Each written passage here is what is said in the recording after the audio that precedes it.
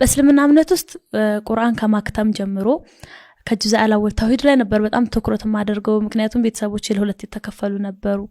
እናቴ የሐባሽ አቂዳ ተከታይ ናት አባቴ ደግሞ ወሃቢ ወይም በተለምዶ ሱኒ የምንለው ነው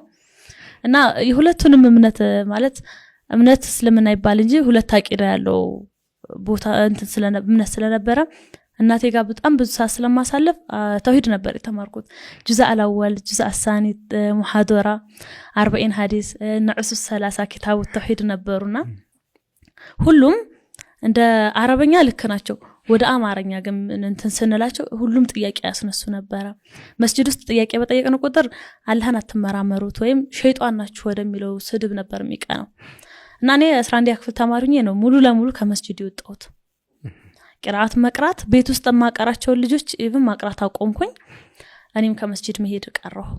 እዛ ኡስታዝ ለምንድነው ማትመጪው ምናምን ጥያቄን ስትመልስልኝ ምናምን ነው አንቺ በቃ ሸይጣን ነሽ ነበር የሚለው ደሞ ጥፍሬን አሳድግ ነበር ለመስጂድም በጣም አስቸጋሪ ሆኜባቸው ነበር ለምንድነው እንደዚህ የምታረዩ አላቀውም የምታስተምሩኝና አካል ስለማላቀው እንደፈለኩ ነው